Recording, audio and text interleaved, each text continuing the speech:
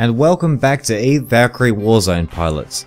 Today we are going to look at 4 things to know when getting started in the Warzone.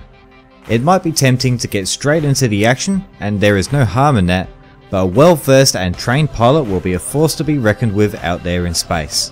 So let's get on to number 1. Eve Valkyrie is no longer limited to just the VR. It is now reimagined for everyone to enjoy. New players can purchase Eve Valkyrie Warzone on Steam or on the PlayStation Store. With the all new and expanded version of the game, pilots can choose to play with or without a VR headset. To mark the launch, CCP revealed a brand new trailer which I'll leave a link to in the description of this video. I also recommend to check out some of the VR and non-VR footage available on YouTube just as a comparison on what you may or may not be missing out on.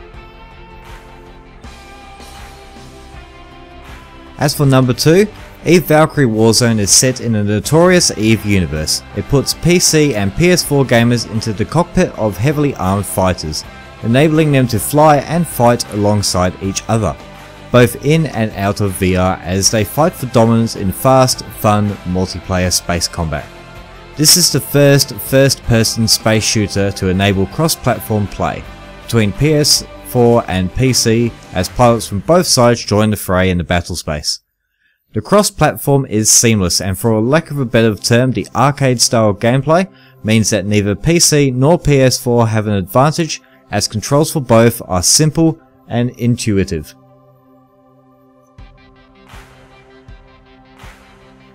Which brings us on to point number 3. Eve Valkyrie Warzone single player is short, as in very short. It's called Chronicles, and the main story takes place in memory recalls. Narrative memory based missions that will provide some of the backstory of the events before and during Valkyrie's timeline. It will also introduce new players to the features and gameplay that they will be experienced during multiplayer combat. These stories, however short, showcase the sheer beauty of its graphics engine, and each mission is a great experience to be a part of. After completing the tutorial, I recommend doing the training modules. They will help you brush up on your fight and flight skills. From racing through obstacle courses, trying out the different ship class abilities, and putting yourself through the paces in AI-filled arenas to get you into shape before you cross over to multiplayer. Just to get some flight time under your belt so you know what you may expect. There are 2 other modes available for you to go into other than straight up PvP multiplayer.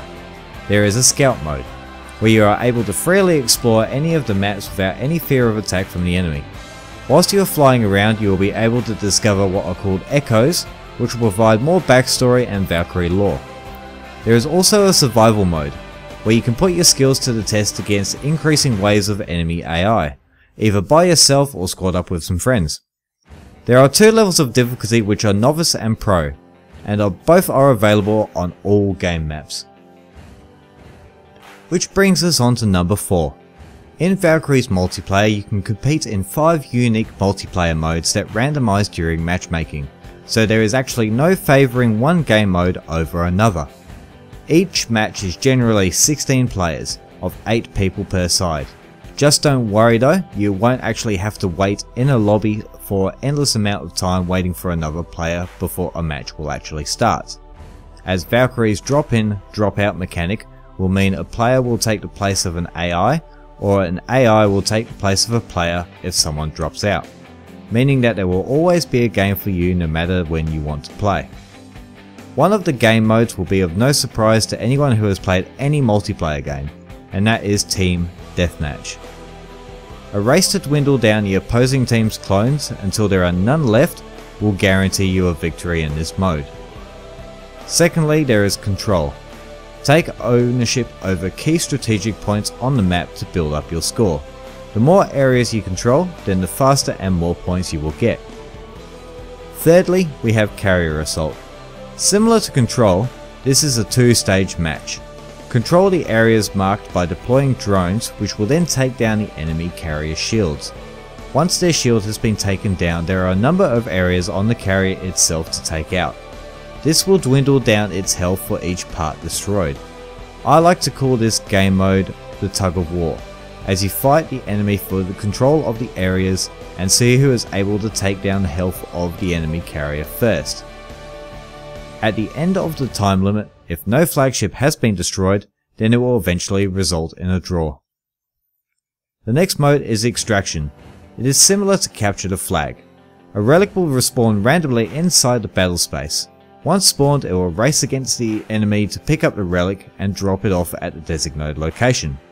Whilst constantly fighting off the enemy, either trying to stop them capturing the relic or keeping them off the tails of your teammates whilst they're trying to capture the relic, just be aware that if you are carrying the relic yourself, your capacitor will drain twice as fast, so you can't just boost your way to victory.